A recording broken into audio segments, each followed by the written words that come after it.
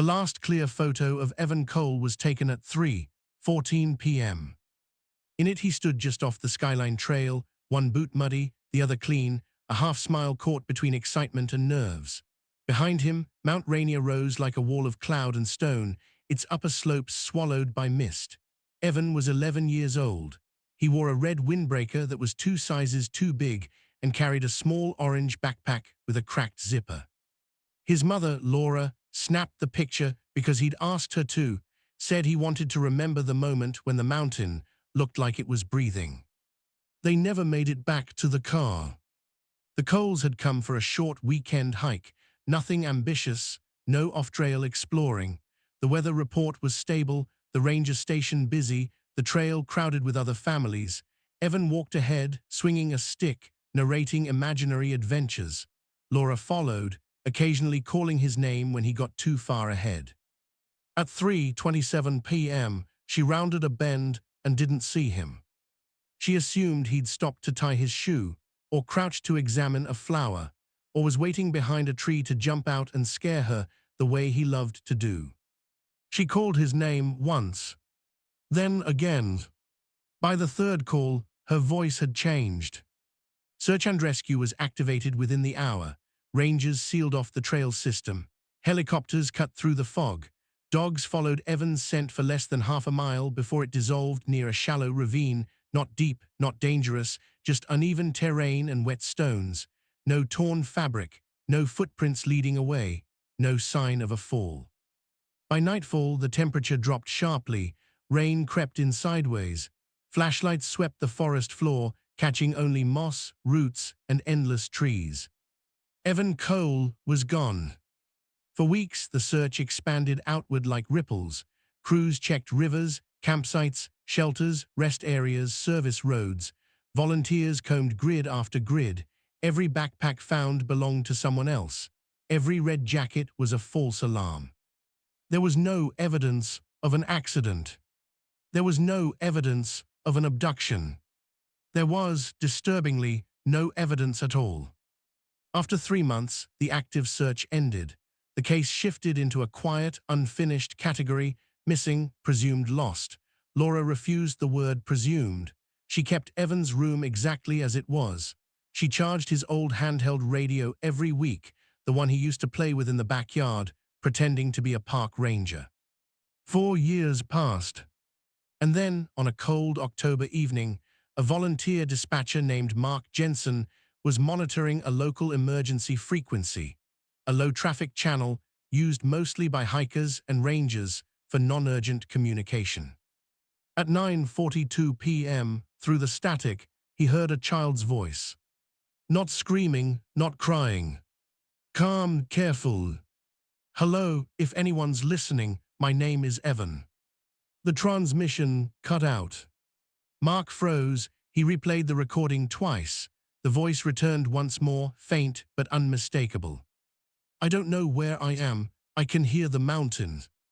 The signal vanished again. The timestamp matched the present moment. The voice matched a boy who disappeared 4 years earlier. And the radio Evan Cole had loved was still sitting on a shelf in his mother's house, powered off. Mark Jensen didn't log the transmission right away. Protocol said he should. Any unidentified broadcast on an emergency frequency required immediate documentation. But his hand hovered over the keyboard, frozen, as the last syllable faded into static. He had worked dispatch for 12 years. He knew the difference between interference and a human voice. This had been a voice. Young, measured, not panicked, as if the boy on the other end was choosing his words carefully. Mark adjusted the gain and called back into the channel. This is Rainier Dispatch. Can you repeat your last message? Only static answered. He tried again, switching frequencies, widening the scan. For nearly a minute there was nothing, just the low hiss of an empty band. Then, without warning, the signal returned. Please, I don't have much time. Mark's breath caught. He pressed record. Evan, he asked. Evan, if you can hear me, tell me where you are. A pause followed, not the sharp drop of a cut signal, This felt deliberate, like someone thinking. I can't see the trail anymore, the boy said. It's different now. Mark motioned to a nearby ranger, eyes wide. Another dispatcher slid closer, headphones half on, listening. What do you see around you? Mark asked, keeping his voice level. Trees, Evan replied, but they're too close together, and it's very quiet. I hear the wind, but it doesn't feel like it's touching me. The words raised the hair on Mark's arms, where the data showed steady wind across the park. Anyone outdoors would feel it. How long have you been there? Mark asked. Another pause. I think 4 winters, Evan said slowly. I stopped counting after the third. The room went silent. Someone whispered, "That's impossible." Mark ignored it. Evan, do you remember your last name? Yes, the boy said without hesitation. Cole. The confirmation hit like a blow. This wasn't a prank. The emergency frequency required specialized equipment. The odds of a child guessing the right name, were almost non-existent. Evan, Mark said, do you know today's date? No, came the reply. The sun doesn't move the same way here. At 9:51 p.m., the signal began to degrade. Words stretched, bent, slipped in and out of clarity. Please tell my mom. Static. I didn't leave. Static. I followed the sound.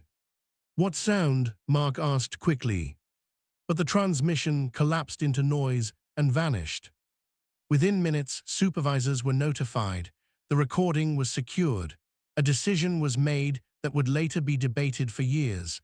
Laura Cole was not contacted that night. They needed confirmation. They needed triangulation. They needed to rule out a hoax before reopening a wound that had never healed. Engineers analyzed the signal. It hadn't bounced off a tower. It hadn't come from a handheld radio within range of town. The origin point, based on interference patterns and delay, appeared to be inside the park boundary, deep within a sector that had already been searched multiple times over the years. By dawn, a small team was assembled. Officially, it was a routine equipment test. Unofficially, everyone there knew the truth. They were going back for a boy who had never been found, and who, according to the radio, might still be answering. The search team entered the park before sunrise. No press, no volunteers. Just 6 people, 2 rangers, a radio engineer, a search and rescue lead, a medic, and Mark Jensen, still wearing the same jacket from the night before. They moved quietly, headlights off, following a narrow service road that ended miles from the main trails. The radio equipment was heavier than expected. Directional antennas, battery packs, signal analyzers, tools meant for clarity, not hope. The engineer, Rita Alvarez, adjusted dials as they walked, watching numbers flicker and settle. The signal wasn't strong, she said, keeping her voice low, but it was consistent. That matters. They stopped near a stand of old-growth trees where the forest tightened, branches interlocking overhead. Rita raised the antenna and slowly rotated it. The analyzer chirped. There, she said, that's the bearing. The direction pointed away from established trails. This bothered the rangers, not because it was dangerous, because it was familiar. That sector had been searched twice in the first year after Evan disappeared. Dogs, drones, thermal scans, nothing had been found then either. They moved in single file. As daylight spread, the forest grew strangely still. No birds, no distant wind through branches. Even their footsteps sounded muted, as if the ground absorbed the noise. Mark noticed it first and tried to explain it away, early hour, thick canopy, but the quiet felt deliberate. At 7:18 a.m., the radio analyzer spiked. Rita froze. We're close. How close? The lead ranger asked. She swallowed. Within a few hundred meters. Mark lifted his handheld radio and switched to the same frequency from the night before. He pressed the transmit button. Evan, he said carefully, this is Mark. We are near you now. For a moment, nothing happened. Then the radio crackled. I hear you, the boy's voice said, clearer than before. You sound tired. Mark's chest tightened. We are coming to you. Can you tell us what you see? Trees, Evan replied, but not the same ones as before. The ground feels soft, like it's breathing. The medic looked up sharply. Evan, Mark said, are you hurt? No, the boy answered. I don't think I can be hurt here. They followed the signal downhill into a shallow basin where the light dimmed unnaturally fast. The trees leaned inward, roots exposed, soil dark and damp despite no recent rain. Rita checked the analyzer again. It should be right here, she said, but there's nothing transmitting. Mark spoke into the radio again. Evan, we're at the spot. I don't see you. A pause. I see you, Evan said. Every person there stopped moving. Where are you? The ranger asked, unable to hide the tension. You're standing on it, the boy replied. You always walked past it. The analyzer shrieked suddenly, numbers spiking beyond expected range. Rita backed away as the signal overloaded. This isn't possible, she muttered. There's no device, no source. Mark's radio crackled one last time. I didn't mean to go far, Evan said. I just followed the voice. It sounded like someone calling my name. The transmission cut out. The forest returned to silence. No footprints appeared. No clearing opened. Nothing marked the place except a faint depression in the soil, barely noticeable, like the ground had once been pressed down and slowly risen again. They stood there for a long time, unsure whether to move, afraid that if they stepped away, whatever connection they had just made would vanish completely. And somewhere beneath their feet, the radio signal faded, as if it had never been there at all. No one spoke at first. The shallow basin looked ordinary, too ordinary for what they had just heard. Trees, damp soil, exposed roots twisting like veins. If a person walked through without knowing, they would never stop here. They would step over the soft ground, note the strange quiet, and keep moving. That realization settled heavily over the group. You're telling me, the lead ranger said slowly, we searched this area for weeks. Yes, Rita answered, more than once. The medic knelt near the depression in the soil. He pressed 2 fingers down. The ground gave slightly, then resisted, springy and wrong, not mud, not rot, almost elastic. Mark swallowed. Evan said we always walked past it. The implication was clear. Whatever mattered here wasn't obvious. It never had been. They marked the coordinates and began a methodical sweep. Metal detectors found nothing. Ground-penetrating radar returned distorted readings, no clear voids, no solid layers, no normal structure. The data looked warped, like depth itself had been mismeasured. At 8:06 a.m., Mark's radio clicked on by itself. Static. Then breathing. Slow, steady. Evan, Mark said immediately. I'm still here, the boy replied. His voice sounded closer now, fuller. You're standing where I stopped. Why did you stop? Mark asked. Because the forest sounded different, Evan said, like someone was talking without words. The ranger exchanged glances with the others. Evan, can you see us now? Yes, the boy said, but you don't look the same. Mark's throat tightened. How do we look? Flat, Evan answered after a moment, like pictures. The radio engineer stepped back, whispering, that's not how perception works. Evan, Mark said carefully, do you remember your mom? There was no immediate reply. The static thickened, pulsing in irregular bursts. Yes, Evan finally said. I try to remember her face, but it keeps changing. I don't think time stays in one place here. The medic looked away. The lead ranger made the call they'd been avoiding. We can't leave this unmarked. Flags were placed around the depression. Sensors were installed. A temporary perimeter was established under the justification of soil instability. Official reports would later describe it as a geological anomaly. At 8:19 a.m., the radio signal surged again, stronger than before. Please, Evan said, If you hear me again, don't answer right away. Mark's heart pounded. Why? Because when you answer, Evan said, it gets closer. Evan, what gets closer? The ranger asked. But the boy didn't reply. Instead, the forest answered. A low vibration moved through the ground, subtle but undeniable. Leaves trembled. The soft soil pressed upward slightly, as if something beneath had shifted its weight. Rita stared at the analyzer in disbelief. The signal's not coming from below, she said. It's coming from all around us. Mark looked down at his radio, then at the ground. Evan, he said quietly, do you know how to come back? There was a long pause. I think, the boy said, someone has to take my place. The transmission cut off. No one moved. Because for the first time since the search began, the question was no longer where Evan Cole was. It was where he would leave from. The perimeter held through the afternoon. No one crossed the flagged boundary unless necessary. Radios stayed clipped to jackets, volumes turned low, as if sound itself might provoke something unseen. The forest never fully returned to normal. Birds avoided the basin. The wind moved above the canopy, but refused to enter the low ground. By 1:12 p.m., word came down from Regional Command. The site would be monitored overnight. Specialists were en route.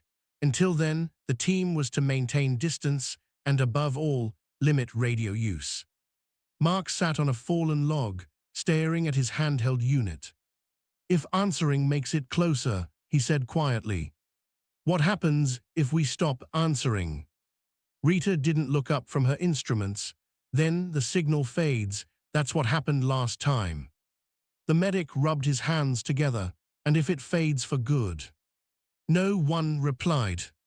At 2:47 p.m., despite orders, the radio clicked on. Static swelled, then settled into a thin, trembling line of sound. Mark, Evan's voice asked. Mark closed his eyes. He didn't press transmit. The voice continued, strained now, as if effort were required. I don't think I can stay much longer. The ranger shook his head at Mark, silently begging him not to respond. But the boy's voice carried something new, urgency edged with fear. It's changing, Evan said. It doesn't like being ignored.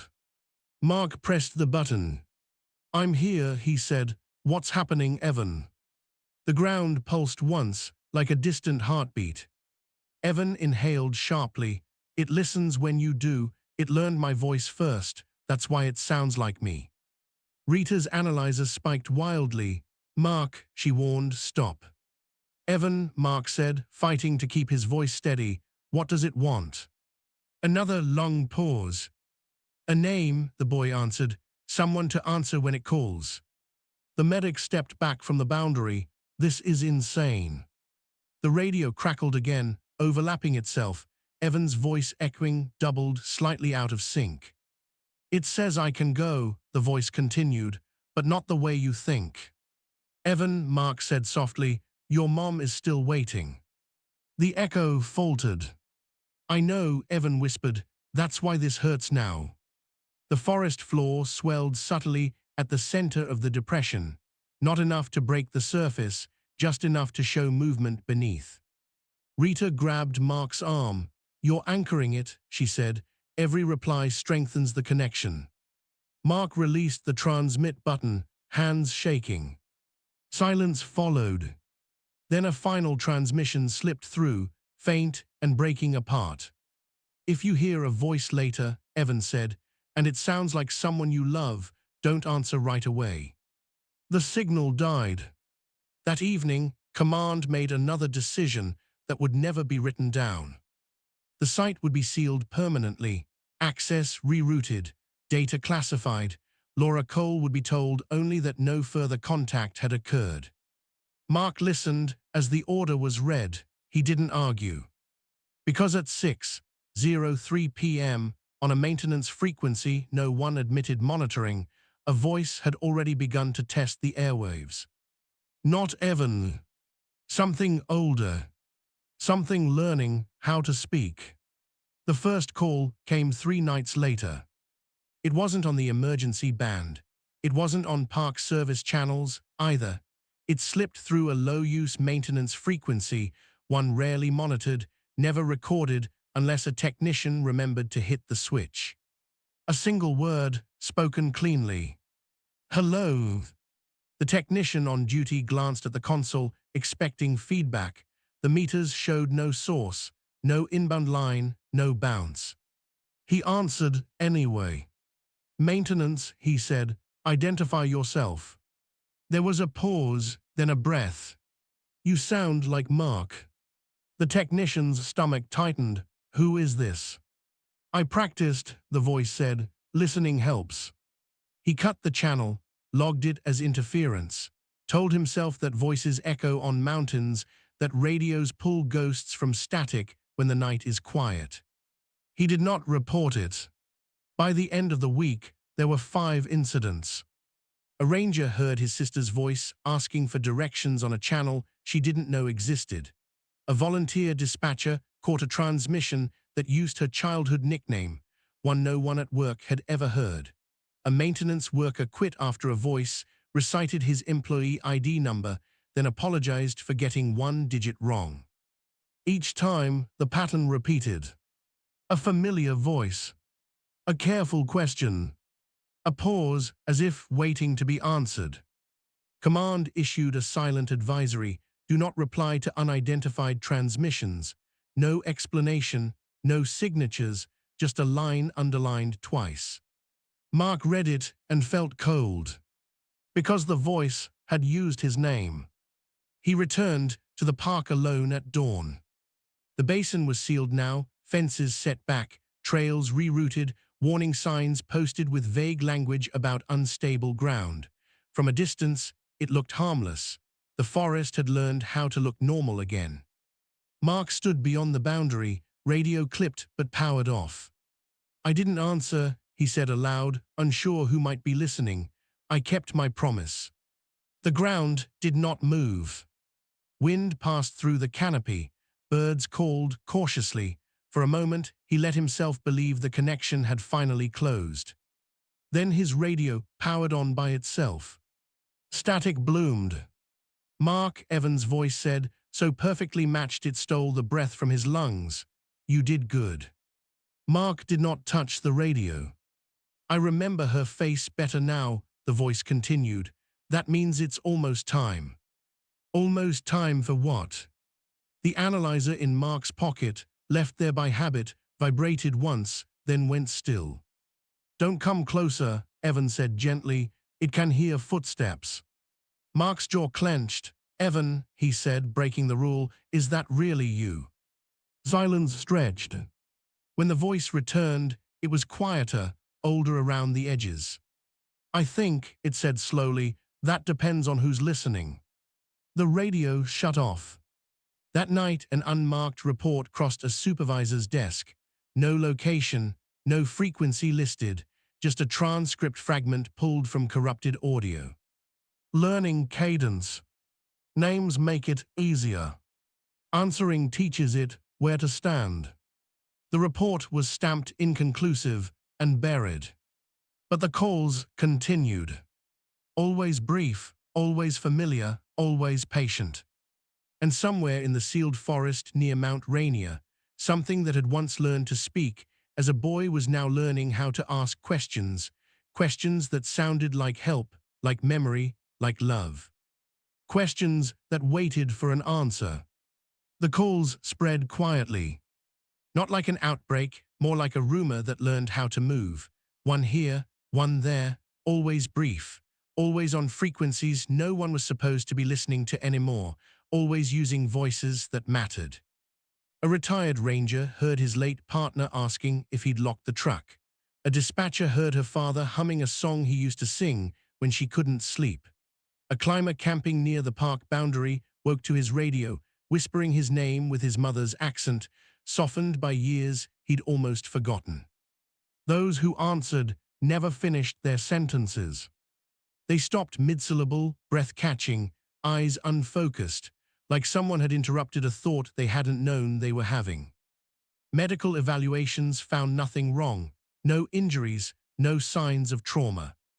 Just gaps. People forgot small things first. Passwords, routes home, names of streets they'd driven for years.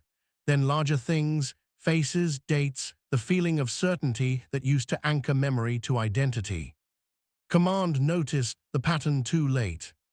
By the time a directive was drafted, no radio use within 10 miles of the site, the forest had already learned how to wait. Mark resigned. He packed his desk in silence, turned in his badge, and took a job repairing marine radios along the coast. Salt air, open water, no trees leaning inward, no basins that swallowed sound. For a while, it worked. Then, one evening, as he calibrated a unit in his garage, the speaker crackled. "Mark," said a voice that was Evan and wasn't not. He unplugged the power, tore the cable from the wall, threw the radio into the trash.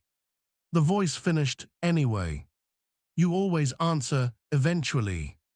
The sealed area near Mount Rainier became a footnote, a rerouted trail, a cluster of warning signs people photographed and ignored. Officially, the case of Evan Cole remained unresolved. No remains, no evidence, no closure. Laura Cole moved away.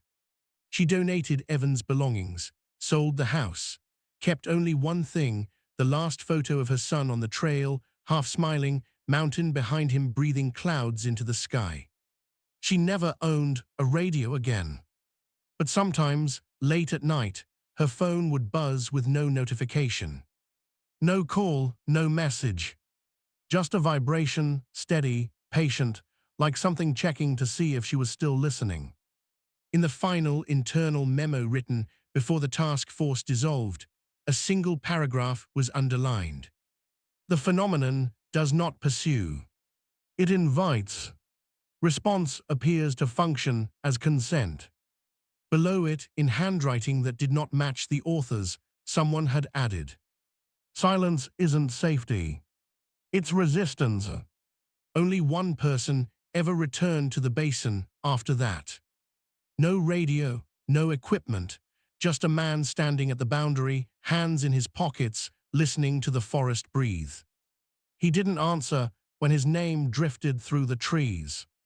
And for the first time in years, the voice hesitated. The man who returned to the basin had no official reason to be there. No badge, no clearance, no radio.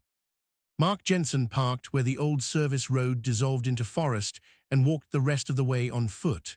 The warning signs were still there, weathered now, edges curled, language vague enough to mean anything and nothing. Unstable ground, restricted area. He stepped past them without hesitation. The forest felt different in daylight. Not quiet, not loud, waiting. He stopped at the boundary where the depression had once been marked. The flags were gone, the sensors removed. Nature had done what it always did, covered evidence gently, patiently, until nothing looked disturbed. Mark stood still. Minutes passed. Then the air shifted. Not a sound, a pressure, like the moment before someone speaks your name. "Mark," the voice said.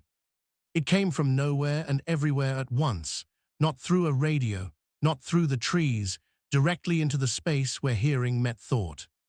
It sounded like Evan. It sounded like memory. "You came without asking," the voice said. "That's new." Mark didn't respond.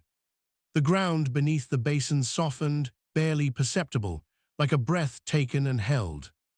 "I waited," the voice continued. "Most people answer, 'You learned.'" Mark closed his eyes. "I didn't come to talk," he said finally. His voice sounded small in the open air. "I came to listen." There was a pause, longer than any before.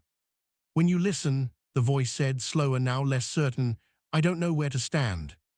Mark felt something loosen in his chest, not relief, recognition. "You don't need a name," he said, "and you don't need mine."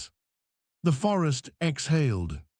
Images surfaced in Mark's mind, not visions, not hallucinations, impressions, a boy following a sound that felt safe, a place where direction folded in on itself, A presence that did not understand time, only repetition. Voices were anchors, names were handles, answers were doors. I didn't mean to trap him, the voice said. It sounded less like a child now, less like anything human. He answered kindly. I know, Mark said. The ground stilled. What happens now? The voice asked. Mark opened his eyes. Sunlight filtered through the canopy, touching the basin without entering it fully. Now, he said, you stay quiet. Another pause. Then something Mark had never heard before. Uncertainty. If I stop calling, the voice said, will I disappear? No, Mark replied, you'll just stop growing. Silence followed. Not the charged silence of waiting. A neutral one. The kind forests had before anyone named them. Mark turned and walked away. No voice followed him. No sound tested the air. By the time he reached the road, birds had returned fully, their calls overlapping, careless and alive. He never went back. Years later, hikers still pass the rerouted trail. Some say their radios pick up nothing but static there. Others claim the batteries drain faster than they should. A few report the strange feeling of being noticed, but never addressed. No more voices are heard. Not because the forest forgot how to speak, but because it finally learned that being answered was never the same as being heard. And somewhere near Mount Rainier, in a place people still walk past without seeing, something remains quiet. Listening. Learning how not to ask.